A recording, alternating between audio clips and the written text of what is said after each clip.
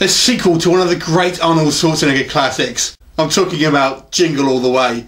So Jingle All the Way 2 is out. Yay! 2014. Woo! How long has this been? And this one stars Larry the Cable Guy.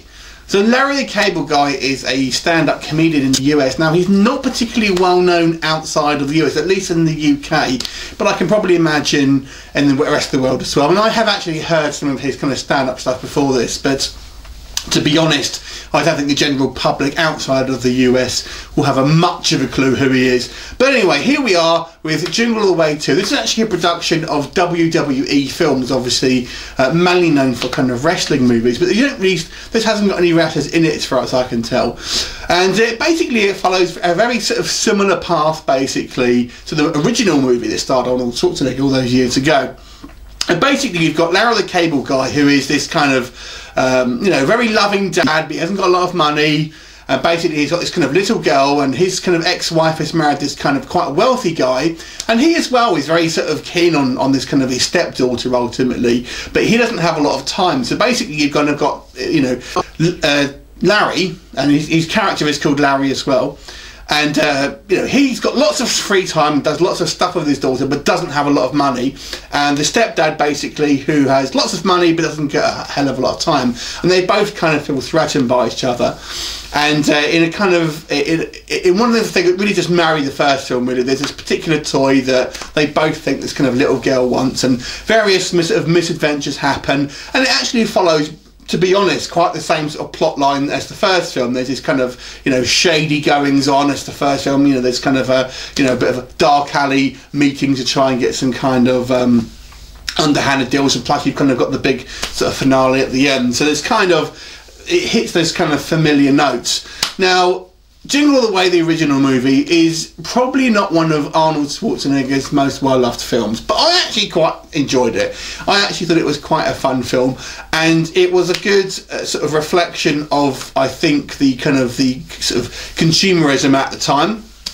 But the problem, I think, with this film, or one of the problems I should say, is the times have changed since this. So this, how people shop now is a lot different to how people used to shop when the original movie came out. So basically it's kind of this you know, thing where people are just going, you know, crazy over, you know, this kind of particular product. And, you know, does that still happen? It does still happen, but not the same way, I don't think. I mean, online shopping now obviously is probably done more than in a lot of cases than kind of, you know, your standard kind of retail environment, and that isn't really addressed in this movie for a start. I mean, they do sort of mention, oh, why don't you get it on, you know, eBay or something, that, oh, it probably won't arrive in time, and that's kind of it. But we do see this film takes place probably over the space of a week, so you know this is a comedy film, so let's just kind of fudge over that.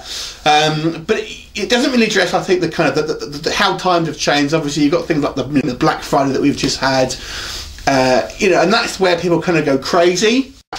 But it's not like, you know, apart from things like maybe like Frozen, you don't really see that sort of like frantic behaviour like the must-have toy as much, at least, as you did back then. But that's just kind of, you know, really maybe nitpicking at the kind of the theme of the film too much, rather than what the film's actually like.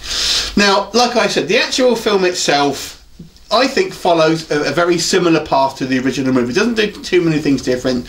I guess you could argue that the sort of the characters themselves, you know, Larry the Cable Guy is kind of a different type of dad to Arnold Schwarzenegger's father in the first film. But to be honest, the actual central premise is the same. It's really about these sort of two competing dads that go through various misadventures trying to find this toy. And like I said, there are a kind of similar things that happen in both films, basically. Now, in both films, you've got, you know, the dads trying all the toy stores and they're all sort of sold out. You know, they attempts various different kind of misadventures to try and get hold of one of these toys. You know, he sort of encounters, you know, a criminal element to try and maybe get one of these toys. And like I said, at the end there's this kind of big finale in it with a bit of a public spectacle. So it really does just kind of replicate that sort of formula again, which is a shame to begin with. But, you know, that's really the kind of the similarities between the two films. There's no cast at return here, and that is, they're sorely missed.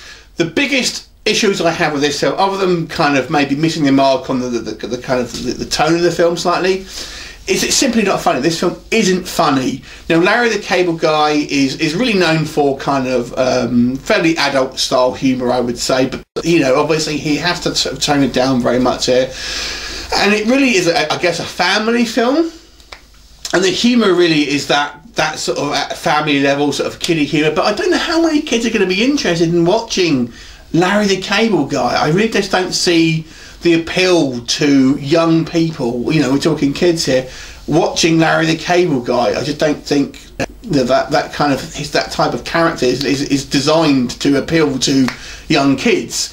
And the humour in here is very sort of safe, shall we say, for sort of family audiences. There's no real sort of raunchy humour, and not once in this movie did I even smirk, chuckle, anything. It's just not a funny film. The jokes are far too obvious and kind of sort of set up, and unfortunately just sort of fall flat, because you can see them sort of coming a mile off. You can see the setup happening all the way through. I mean, I think Larry the Cable Guy is probably, he comes across as a kind of, you know, nice enough guy, I suppose, and a fairly sort of likeable character, but I think it's, you know, he's very much a cliche in regards to this kind of like redneck sort of type sort of persona that he sort of got for himself. The kid is extremely cute, though, I will say that.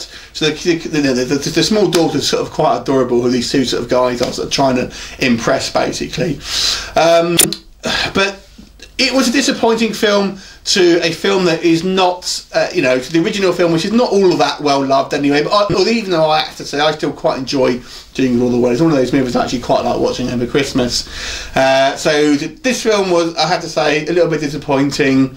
And it was amusing to sort of see like this, the Hangover 2 situation, where it does just ape the first film, pretty much all exactly the same.